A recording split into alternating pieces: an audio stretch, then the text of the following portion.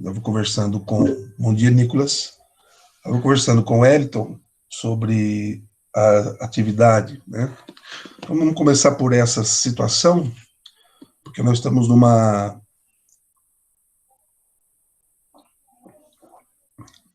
continuidade, né?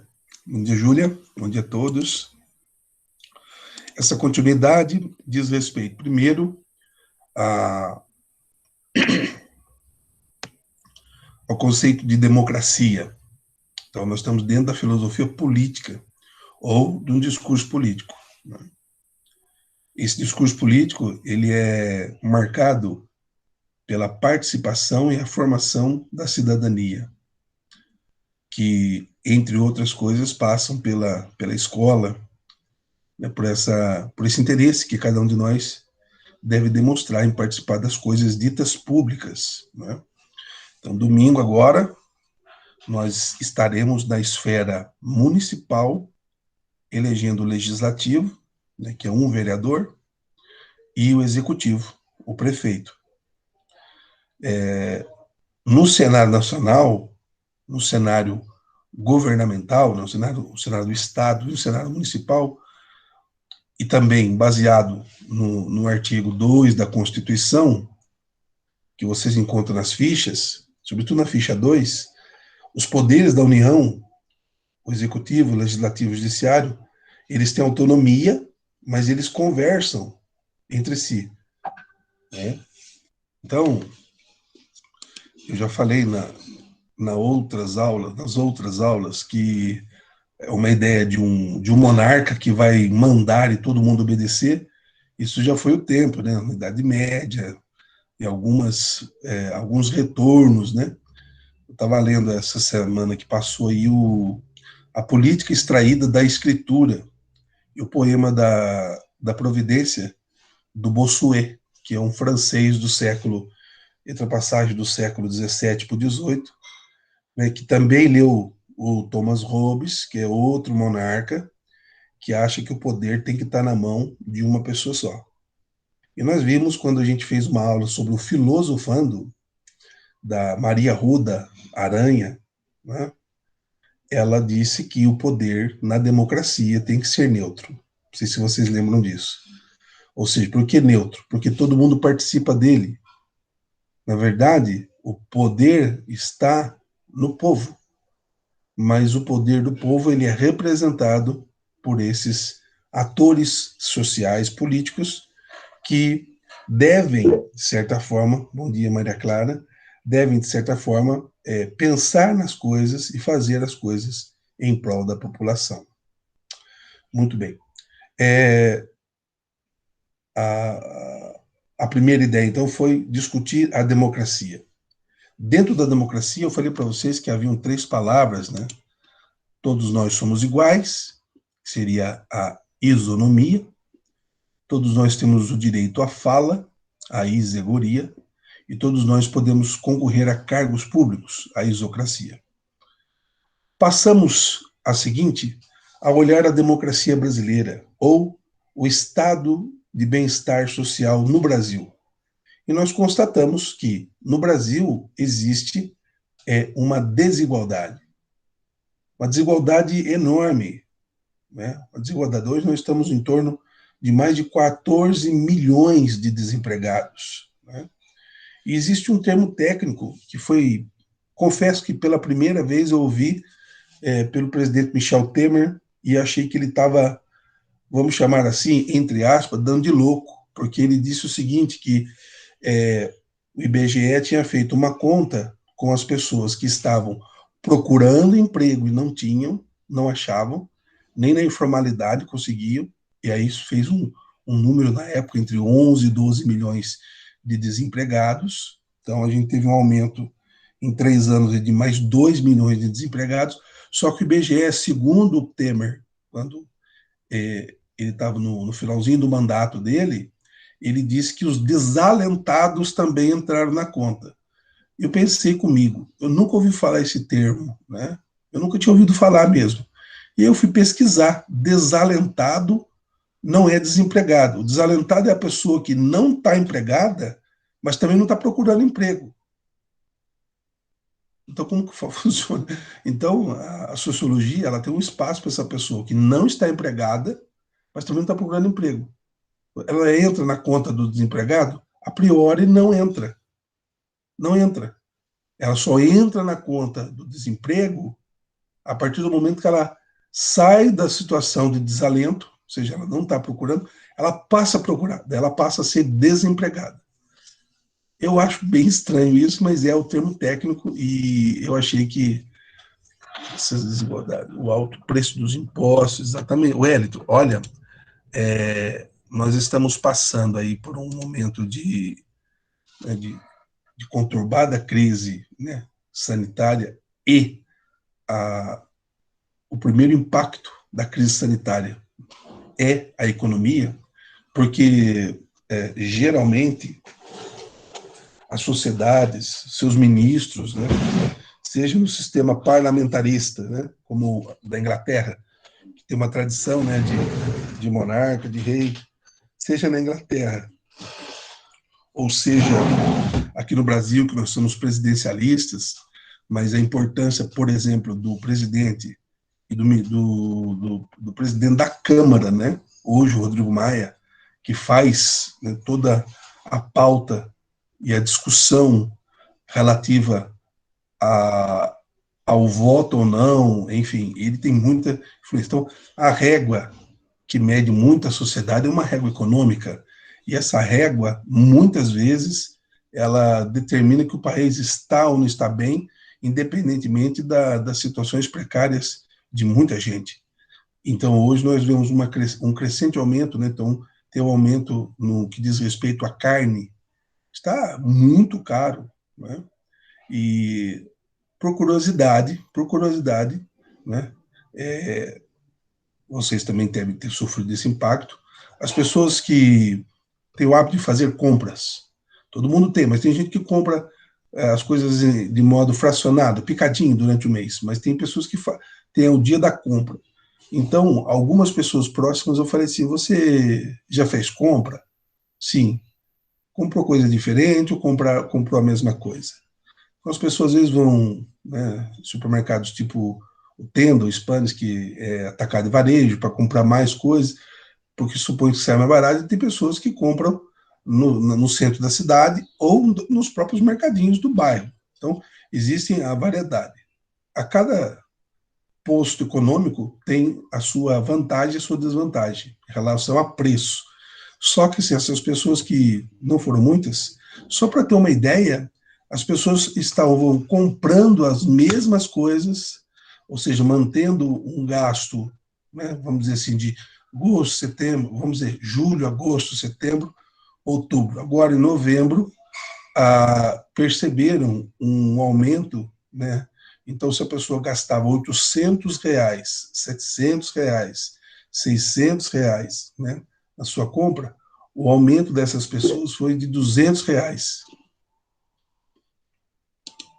Então, R$ 200 de R$ 600 é um aumento significativo de 40%.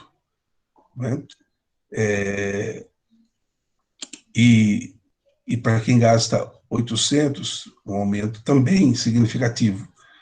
Mas comprando as mesmas coisas, não comprando nada diferente, não agregando a compra nada diferente. Então, o aumento efetivo dos produtos aconteceram. E a gente vê isso muito na carne, a gente vê isso muito, a gente está vendo no arroz, a gente está vendo no gás, a gente está vendo em várias situações. Então, isso também corrobora para a desigualdade social. E o texto que está lá para o exercício é do Gessé de Souza, que é um sociólogo, eu falei dele semana passada, que interpreta o Brasil, e o texto chama-se A Gramática da Desigualdade. O texto maior, né, você tem a aula gravada na aba 2, você pode assistir, e o livro importante dele é A Elite do Atraso. O Gessé de Souza, ele tem um olhar muito crítico à liderança política do Brasil. E, ao mesmo tempo, ele entende que a desigualdade, ela não é natural, ela é criada, e ela é criada e ela é mantida. Portanto, existe uma manutenção da desigualdade. O que eu quero dizer com isso? Que a manutenção da desigualdade é as pessoas são desiguais por uma intenção, propriamente às vezes institucional, uma intenção política, social, somos desiguais, temos disparidades de acesso aos bens de consumo, aos bens primários, às vezes, né, como é o caso de água, vestuário, né, alimentação, as pessoas não têm acesso a isso. Então, essa gramática da desigualdade, ela se dá por conta, no caso do livro da elite do atraso, porque as pessoas, nós nos acostumamos, como dizia uma poetisa, Croissant, nós acostumamos, mas não devíamos, com as coisas dadas a conta-gotas para nós, com a corrupção, com a fofoca, com a mesquinharia. Nós acostumamos, infelizmente. Né? E da democracia para um estado de desigualdade, hoje nós vamos apresentar para vocês um filósofo, um teórico chamado John Rawls. Ele morreu há pouco tempo, 18 anos, ele morreu em 2002, ele é mais contemporâneo. Então a gente transita de Aristóteles, 4 séculos antes de Cristo, a John Rawls, né, contemporâneo nosso. Eles estavam nascendo, ele estava morrendo, né? E ele é muito citado também no direito. Por quê?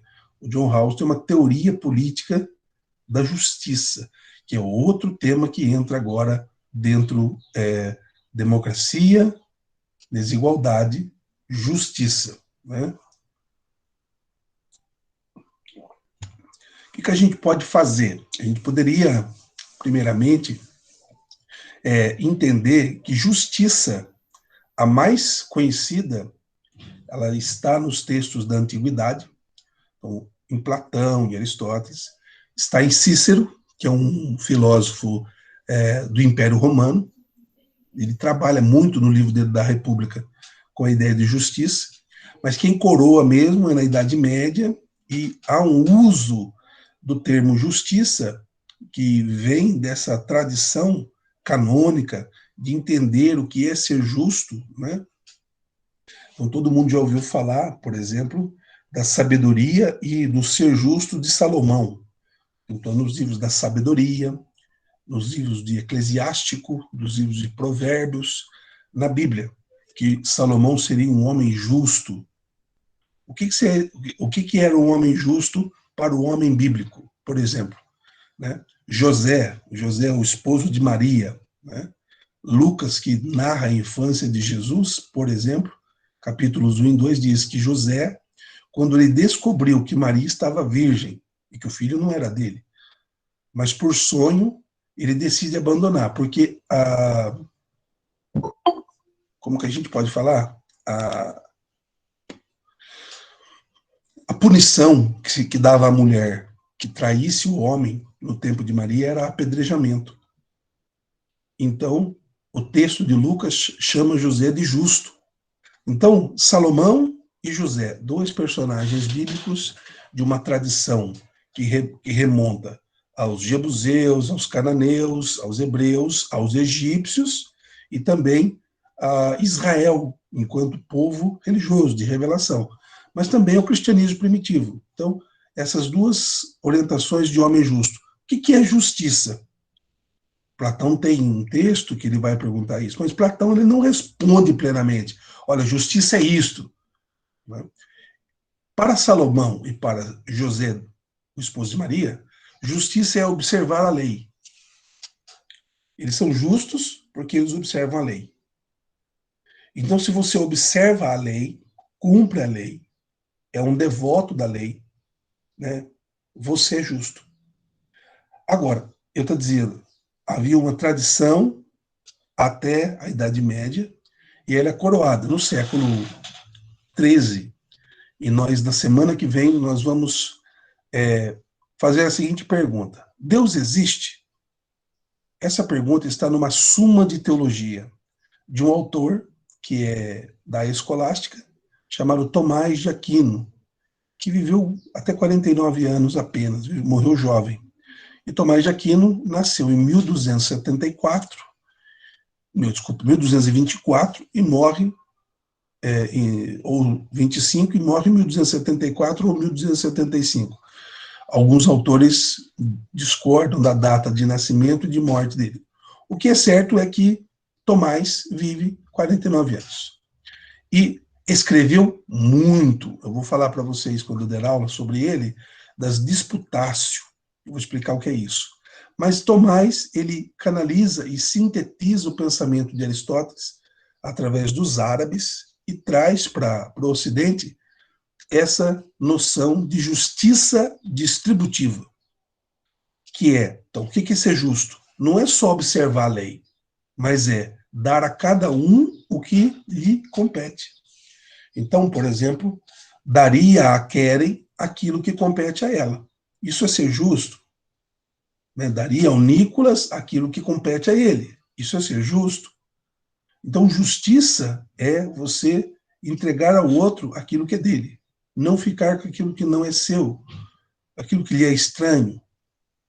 Então, essa é uma doutrina, ou é uma interpretação, filosoficamente falando, já medieval, e que adentra os nossos séculos. Aí também tem a justiça comutativa e outras derivações da justiça.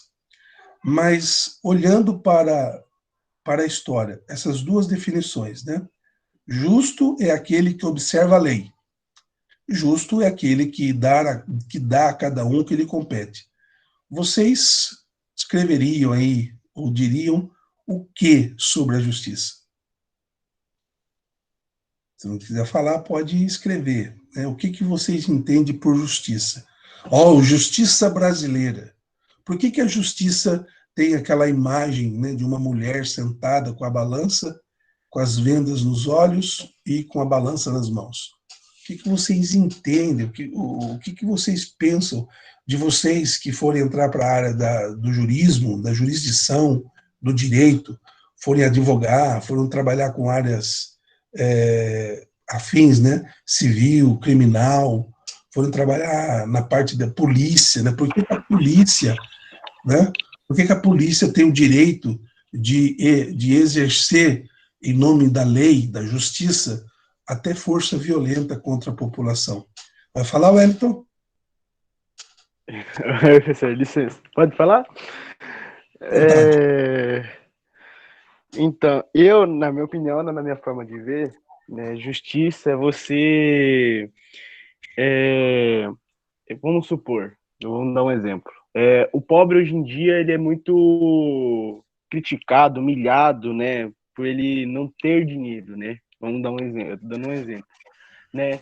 Então, se eu, vamos supor, fosse ser um advogado, um presidente, eu iria mexer nisso, né, para deixar todas as pessoas, porque nós somos iguais, né? A única diferença, a gente só tem pensamento diferente. A única coisa que a gente faz é ter pensamento diferente, mas não quer dizer, eu tenho dinheiro, eu sou melhor que você. Não, você só tem um pensamento diferente que o meu. E eu queria poder mudar isso, né? Mudar a economia, poder dar mais direito para todos, tanto criança, tanto velhinho, tanto adulto, independente de quem for, dar vontade deles falar que nem votar. Você é obrigado a votar. Isso aí é uma desigualdade enorme. Você não tem que ser obrigado a votar, você tem que votar se você quiser. Você não pode chegar e obrigar, que nem é agora, hoje em dia, né? E dá para ver a diferença, né? O Brasil é um grande país, ele é um grande país, só que por causa das pessoas, ele se torna um país ruim, né? Porque você vê a diferença de um país, vamos supor, do Brasil para a Inglaterra, do Brasil para a França, do Brasil para Portugal, você vê uma diferença enorme, né? Então, né, tinha que vir um presidente, né, que mudasse totalmente o Brasil e que se tornasse o Brasil que a gente quer, né? É isso que eu penso. Muito bem. Então, se você está apresentando que a justiça ela tem um peso para quem tem mais dinheiro e outro peso para quem não tem dinheiro, né? A justiça Sim, trata, senhor. a justiça trata as pessoas com desigualdade. que estaria dentro do tema. Agora, isso que você falou, em comparar o Brasil com outras potências econômicas, então, o Brasil já foi a 7ª potência econômica mundial, mas a gente não percebia. Hoje nós não estamos mais entre as 10, né? Nós estamos com um déficit grande interno, né? Com a desvalorização do nosso PIB, com a desvalorização dos nossos bens internos em relação ao dólar, né? Também tem esse império do dólar entre nós. Uma potência hoje, claramente, é a China. Então, cresce muito, por exemplo, conspirações, que a China está fazendo isso, está fazendo aquilo. Enfim, a sua fala é muito interessante. Mas o GCE, eu lembrei agora que você falou, por exemplo, a Inglaterra, você usa esse exemplo. O GCE fala que nós, brasileiros, por conta disso, não que o seu conteúdo não seja verdadeiro, ele é extremamente verdadeiro. A desigualdade, a justiça desigual, as pessoas sendo tratadas diferente, mas ele chama que isso cria em nós um complexo de vira-lata. O vira-lata é aquele cachorrinho que não tem pedigree, que ele fica na rua, é o tal do cachorro caramelo, né? Que quase foi posta na nota de 200, estou brincando, né? Então, esse complexo de vira-lata que o Gessé de Souza chama o brasileiro é porque a gente se sente inferior na cultura, a gente se sente inferior na economia, a gente se sente inferior. Essa semana teve uma aula que eu participei com alguns colegas professores, foi na terça-noite, né? E uma das falas é: o Brasil tem um pensamento próprio? Qual é o pensamento do Brasil? Ou nós imitamos todo mundo? Sabe? Então, quem estudou esse pensamento do Brasil? Então, quando você vai inventar, quando você vai criar um pensamento, a pessoa vem e fala: não, isso aí está errado pela tradição. Você não pode pensar assim. O cara apresentou um texto fazendo uma relação entre Spinoza, Baruch Spinoza, um filósofo do século XVII, e o Machado de Assis, o nosso Machado, do século XIX para o XX. A noção de liberdade. E o Machado escreveu um texto sobre a Sereníssima República. E no texto parece que tem indicações que o Machado leu Spinoza. Mas as pessoas, e aí vem uma crítica, né, ocorrida lá nos anos 90, na USP, de que o brasileiro só interpreta texto. Só lê, traduz e interpreta. Então nós somos intérpretes de texto e não conseguimos entender o texto. Né? Então a sua fala é importante nesse sentido, por esse complexo, né, que o Gessé de Souza faz menção. Mais alguém? Se alguém escreveu aí, o que pensa sobre a justiça?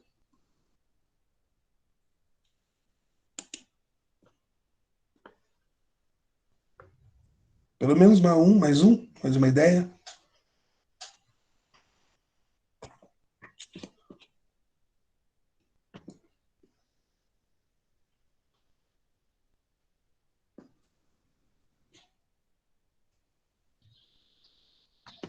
Vamos lá, vamos fazer uma chamada oral aqui, perguntar, valendo nota, tô zoando. Vamos recordar então, ó. Se alguém quiser escrever, ainda vale, aí a gente comenta, tá bom? Justiça na tradição Wellington. Vamos lá, pessoal. Força, vocês conseguem, com certeza, sempre. É porque acho que ele tá tímido, né, você? É, Tímido.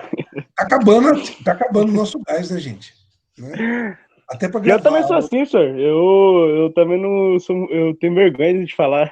Não, mas você não dá bola fora, não. Eu acho que a gente, assim, ó, justiça é um tema tão complexo falar disso, que até mesmo com tanto livro, com tanta ideia, com tanto recurso que a história já me ofereceu, não é fácil falar, né? Inclusive, eu vou emendar agora mostrar uma coisa para vocês. A justiça, ela é uma deusa grega. Na verdade, todos os grandes temas, né? O amor é uma deusa, né? O amor é uma deusa e a beleza é uma deusa. Então, os grandes temas que nós, hoje, no Ocidente, no Oriente, estudamos, eles nasceram, né, nasceram de panegíricos, de histórias de deuses. Então, a primeira ideia que eu gostaria de socializar com vocês é exatamente isso. O que é, quem foi, onde surge essa concepção de justiça. Apareceu para vocês a palavra diké? Sim, senhor. Melhorou assim desse tamanho? Muito bem. Olha para vocês verem. Diké, acompanha aí, por favor. Estou aqui. Diké, divindade grega que representa a justiça, também conhecida como Dite, ou ainda Astreia. Diké, filha de Zeus e Tênis. O Zeus é danado, né, gente? O Zeus, ele não só tinha relações com divindades, mas também com humanos, daí ele criou divindades, semideuses. Zeus passava a régua mesmo, né? Os gregos colocavam, olha só, estava falando agora há pouco, colocava a balança com 2 pratos na mão esquerda da deusa de Qué, mas sem o fiel no meio. E em sua mão direita estava uma espada, e estando de pé com os olhos bem abertos, declarava existir o justo, quando os pratos estavam em equilíbrio.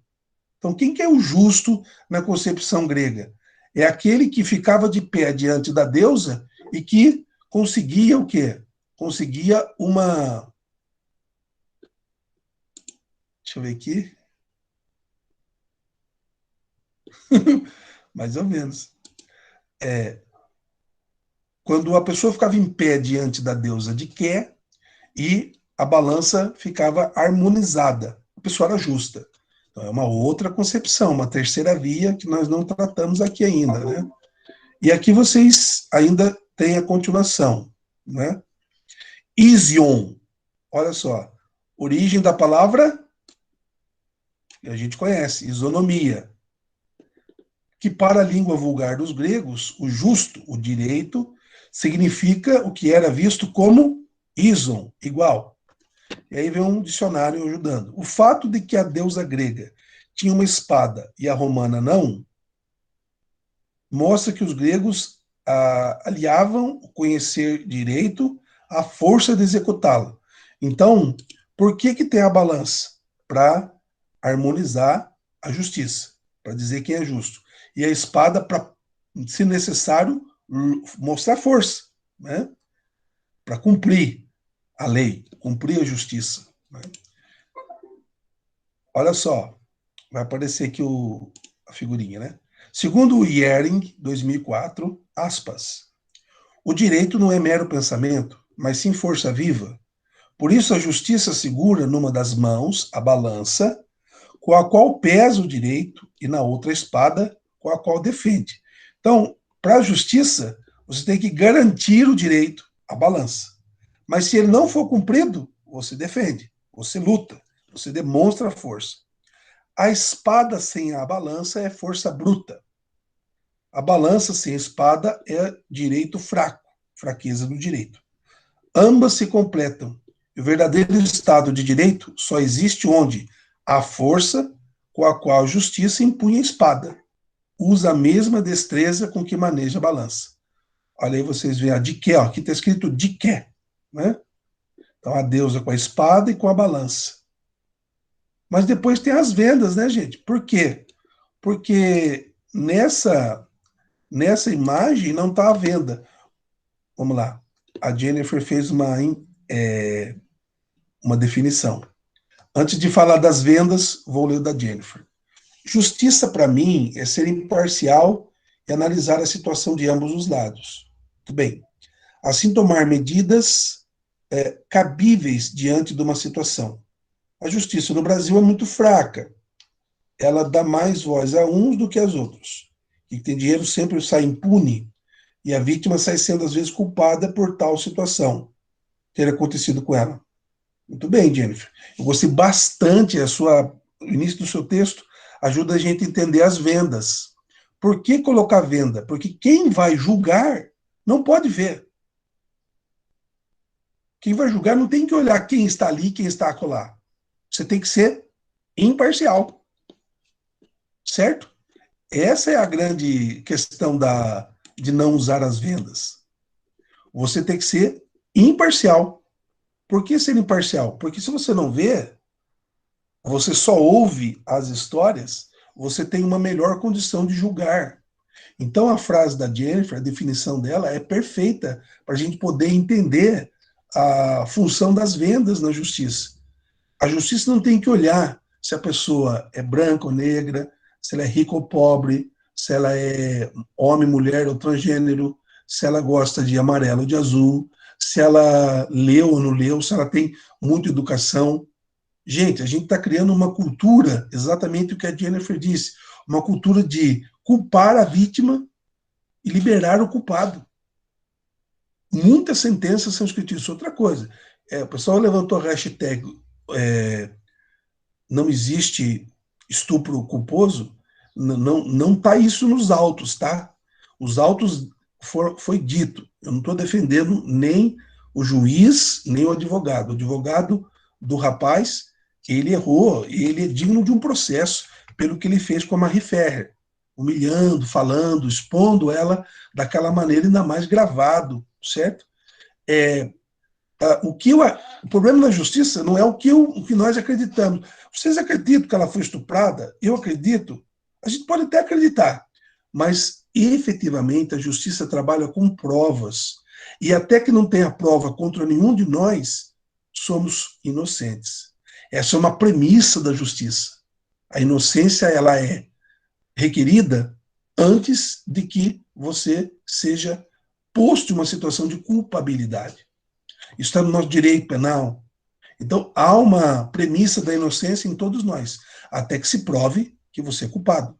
Então, o que a justiça, nesse caso, que é um caso que bombou nos últimos dias, constatou de que as provas específicas dentro dos autos, que é o documento que o juiz leu, ele não encontrou matéria para levar a pessoa a uma sentença, uma condenação. O rapaz, no caso. Isso revolta a gente? Revolta. Levantamos aí a hipótese, porque a mídia construiu de que ela foi estuprada. Ela disse que foi estuprada. Então, nós temos duas falas de estupro, então, de vitimização. E, ao mesmo tempo, quando o julgamento vai ocorrer, o juiz declara que não há matéria para julgar culpado o referido réu. E aí ele... Então, a justiça é muito complexa no âmbito da lei, né? Porque você tem que cumprir a lei. E a lei, ela não tem uma clareza. Por isso que o juiz, a justiça, ela exerce também uma função, olha a palavra, exegeta. O que é o exegeta? É aquele que interpreta a lei de maneira formal.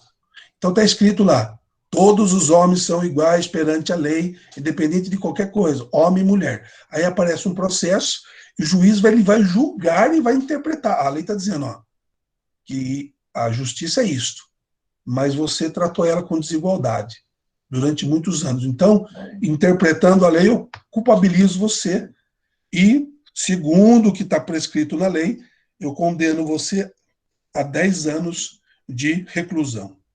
Isso é a justiça. Né? Então, obrigado, Jennifer, pela sua contribuição, porque a justiça ela tem que usar as vendas para ela não olhar nada do que ela está julgando. Isso a Jennifer usou como expressão de imparcialidade. O Rafael escreveu, justiça, teoricamente, era para fazer, como o nome diz, aquilo que é justo, mas existem diferentes opiniões sobre as pessoas em relação ao que é certo e o que é errado. Por isso existem diferentes tipos de justiça. Muito bem, Rafael. O certo e o errado, ele está no campo da ética, no campo da moral, dos costumes. Agora, como que a gente une, para a gente poder ampliar essa definição legal do Rafael? Você tem costumes diferentes de certo e errado, mas você tem que interliga a moral à lei. Então, se para um camaradinha pegar um baseado, fumar de boa, a mãe dele, vamos dizer que o mãe e o pai dele, retardado, deixa ele fumar até em casa, baseadinho dele. Ele está fumando e tal. Então, a moralidade, os costumes daquele camaradinha que fuma, o baseadinho dele ali em casa, de boa, dá os pega dele, ele não tem ninguém para cercear a liberdade dele. Ele faz. O que ele não pode fazer? Ele não pode fumar na rua. Ele não pode levar para os outros. Ele não pode sentar em qualquer lugar e acender o baseado. Por quê? Porque apesar de ser um costume na casa dele, a lei não permite que ele faça isso na rua. Ah, mas ele pode militar pela, pela liberação? Pode. Isso é um direito. Você pode militar para a liberação do uso medicinal ou do uso até lúdico da maconha. Você pode. Isso pode ser pauta de reflexão no âmbito jurídico. Mas um costume, mesmo que ele seja, vamos chamar de certo para uma pessoa e não é certo para outra pessoa, você tem que ver entre o certo de um e o certo de outro, alguém não está certo segundo a lei. Vocês concordam? Porque a lei vai dizer o que é para todos. A justiça e a lei e o direito vai dizer, isso aqui é para todos. Mas eu penso diferente, e eu penso como a lei. Então, esse que pensa diferente da lei, ele vai estar equivocado, ele vai estar errado diante da lei. Mas ele pode até pensar diferente. E esse que pensa como a lei, ele está certo, porque ele pensa segundo a lei. Então, Rafael, obrigado pela contribuição. As diferenças de interpretações de vida, de situações na vida, elas confluem na lei. O que diz a lei? Por exemplo, no Brasil, outro exemplo que explodiu um pouco mais de 2 ou quase 3 meses atrás. A menina de 10 anos que foi engravidada pelo tio, foi abusada dos 6 aos 10 anos. Bem, eu sou contra o aborto, em qualquer situação, eu, Rodrigo. Mas a lei do Brasil permite aborto em 2 situações. Em caso de estupro, com comprovação, e em caso de situação eminentemente de morte da mãe. Ela pode, em caso de estupro, em caso de iminente de morte, ela pode optar pelo aborto. Então a lei permite. Bem, eu sou contra, mas se a lei permite, eu tenho que respeitar quem vai fazer. E não houve esse respeito com a menina. Primeiro, porque ela ser menor e vulnerável, ela tinha que ter a identidade resguardada. Tanto que a justiça deu uma outra casa, num outro lugar, e, vocês viram, mudaram até o nome da avó e da menina. Elas tiveram uma outra identidade. Ou seja, segredos de justiça para sumir mesmo, para ninguém mais achar essas pessoas. Isso acontece com outros tipificações também de justiça. Mas, né, dentro do que vocês falaram, olha que legal o aprofundamento, pegando as falas do Wellington, da Jennifer e do Rafael, onde a gente entrou. Né? Eu não sei nem se vou conseguir falar do John House hoje, diante dessa complexidade de entender que os nossos hábitos, os nossos costumes, né, por exemplo, mas eu gostaria que no Brasil a mulher fosse livre para abortar. Bem, a gente pode ter essa bandeira também, não é? Apesar de eu ser contra essa ideia, eu acho que a pessoa tem o direito. Né? Tem um filósofo chamado Voltaire, que tem eu tenho aqui uns livros dele, um dos livros chama-se Tratado da Tolerância. O Voltaire tem uma frase interessante. Eu discordo inteiramente de você, mas eu tenho a obrigação de lhe dar o direito de falar, mesmo que seja contra o que eu penso. Então, eu não concordo, certo, Isabelle, eu não concordo com você, mas eu tenho dever e obrigação de deixar você expressar a sua opinião, que é contrária à minha. Então, eu acho que cabe muito bem nesse exemplo, né, dessas mulheres, né, dessa linha feminista que querem mudar o nome de aborto para direito sobre a barriga. Vou discutir isso hoje com o segundo ano, daqui a pouco. Eles vão trazer argumentos contra a favor do aborto. E esse é o tema de bioética, é um tema muito interessante e é um tema muito vasto. Então, eu digo, ou dizia para eles, digo para vocês, que as contradições de opinião, elas só aumentam a importância da democracia. É porque a gente não é um país onde não podemos pensar e manifestar a nossa vontade. O que a gente não pode e não deve é achar que quem vai publicar ou interpretar a lei esteja com má fé. E isso é uma fraqueza institucional. Então, nós temos a Suprema Corte, que é o Tribunal Superior, né, de Justiça, onde estão os ministros. Ele é a nossa Suprema Corte, eles têm que ser forte e interpretar sempre. Eu não sei se vocês assistiram, acho que está fazendo 1 ano e meio, 2 anos, quando surgiu essa ideia de que alguns pais não queriam mais mandar os filhos para a escola. E no Paraná, ou no Rio Grande do Sul, lá na região sul, alguns pais tiraram os filhos da escola e começaram a ensinar em casa. Isso antes da pandemia, antes das pessoas perceberem que isso é quase impossível, né? Você estudar somente em casa. E em alguns lugares, algumas instituições, né, que não concordam com alguns pensamentos, por exemplo, tem pais e mães que não concordam com ideologia de gênero, não concordam com discussão sobre aborto, não concordam que a ciência tem a sua razoabilidade, eles querem aprender somente o que diz a religião. Então, tem várias interpretações que levam uma família a tirar a criança da escola e ensiná-la em casa. Só que, olha só, essas interpretações, elas são julgadas. A família não tem direito, eu não vou mais mandar para a escola. Por que uma família não tem direito sobre o filho? Porque a lei diz isso. Lá na Constituição, que é uma carta geral de toda a nação, está escrito lá no artigo 205, 206, também 204, que é dever do Estado e da família educar a criança. Portanto, se é dever do Estado, a família tem que colocar o filho, a filha, sob a tutela do Estado. Quando eu falo Estado, não é o Estado, que nem a nossa escola de Estado. É dever do Brasil também educar o seu filho. Então, se você não leva o seu filho para a escola, o Estado ele pode entrar com um processo contra você. Então, por isso que, mas a escola manda para o conselho tutelar. O conselho tutelar é um conselho até brando, perto do que o Estado pode fazer, se uma criança não estuda. Mas e as crianças que param de estudar para trabalhar, que estão longe da escola? Tudo isso depende de uma denúncia, de um procurador dentro da cidade, né, alguém, né, que possa aplicar uma pena às famílias que não cumprem a lei. Então, justiça é cumprir a lei. Direito é fazer o que a lei diz. Dar a cada um o que lhe compete, ser imparcial, lutar com força para ser cumprida a lei e viver a harmonia da imparcialidade dentro da lei. Né? Então, tem mais um aqui. Wellington, como eu disse, somos todos iguais, só temos pensamentos diferentes. Pensar diferente é um direito, vai dizer Voltaire, né? Pensamos diferentes. Isso não tem problema nenhum, nem é crime, né?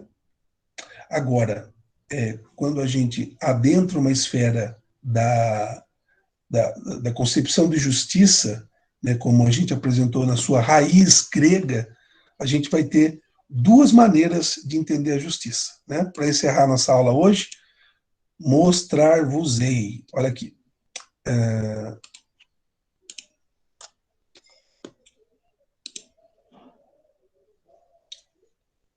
Só um trechinho, tá bom?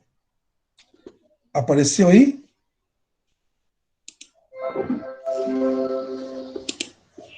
Apareceu, gente? Sim. Obrigado. Olha aqui. Esse aqui é um dicionário de filosofia, eu tenho lá na escola, chama-se Dicionário Abaiano. E dentro da possibilidade da escola, parece que a gente vai poder ter um para nós usarmos também. Bem, eu não sei o que aconteceu aqui, essa grafia aqui, ó, mas aqui era para ter escrito diké.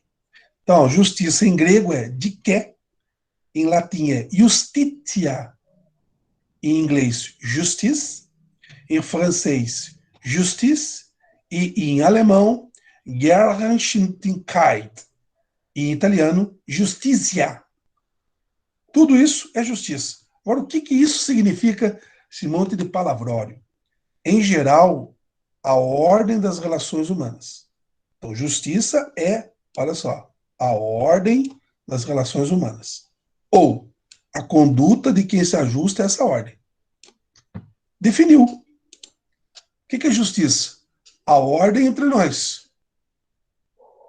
Como a gente define uma sociedade justa? Quando tem ordem, organização entre as pessoas. Tá. Qual é o segundo sentido de justiça? O segundo sentido é conduta de quem se ajusta à ordem.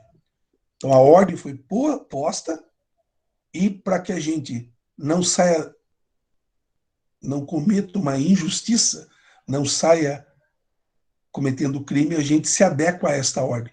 Portanto, a gente segue a lei. Né? Então, há duas maneiras de interpretar a justiça. A primeira, está tudo aqui, ó. Esse J aqui é de justiça. Justiça como conformidade da conduta a uma norma. Então, a norma é a lei. Faça isto. Você vai e se conforma. O que é que conforma? Pega a forma da lei. Faz o que a lei manda. Segundo, justiça como eficiência de uma norma. Entendendo-se, por eficiência, uma norma certa capacidade de possibilitar as relações entre os homens. Então, primeiro, você tem a lei e você se conforma. Olha, é proibido, né, andar nu em locais públicos. É proibido. Então, você se conforma a essa lei e não pratica. O segundo sentido é você analisa a eficiência da norma.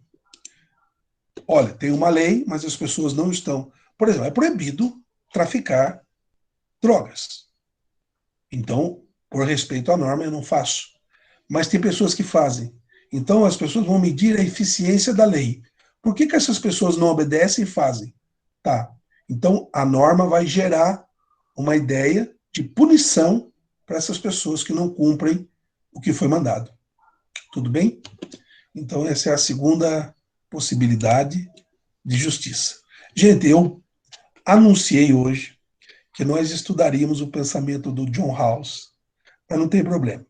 A gente deixa em aberto essa situação e a gente volta. Né? Bem, podemos fazer isso semana que vem para não perder a linha de raciocínio, mas no meu projeto, semana que vem, a gente estudaria o livro do bimestre, né? Só lembrando rapidamente: Platão, República, Aristóteles, Metafísica, Agostinho, Confissões. Agora seria Suma de Teologia com uma questão, porque a Suma tem 10 volumes, tem muita questão. Deus existe, mas não é uma resposta pela fé. Porque pela fé você pode dizer, eu acredito, pronto, acabou. Beleza. É uma resposta pela razão. A prova da existência de Deus pela razão. Como que Tomás de Aquino fez isso? Então a gente vê se a gente consegue, semana que vem, abordar. Ou a gente aborda John Rawls, ou a gente aborda Tomás de Aquino, tá bom? Queria agradecer a vocês, desejar um final de semana abençoado. Tchau, senhor! Obrigado por ter entrado. Obrigado pelas contribuições, pela prestar atenção, tá bom? A gente se vê na próxima semana. Fiquem com Deus. Obrigado. Valeu.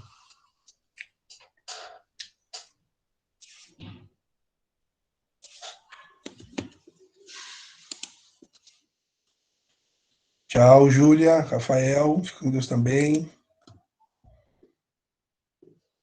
Valeu, Ana, Keren, Johnny, Nicolas. Valeu, Jean, João Paulo, Stetson. Os Nicolas, Geraldo, Difonso, Rian, Difonso. Obrigado, Maria Clara. Giovana, obrigado.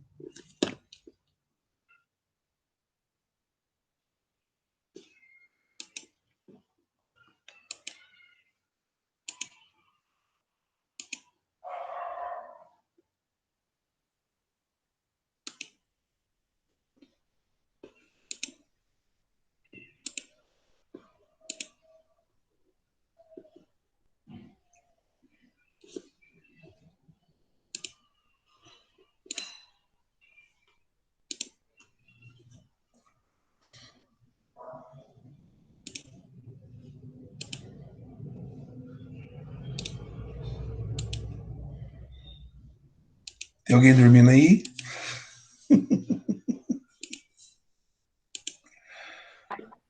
Oi, professor, você tá me chamando? Você acordou? É que o celular Não carregou. estava chamando, não. Estava dando só um Um tchau de final só. Ah, então tá bom. Um abraço, viu?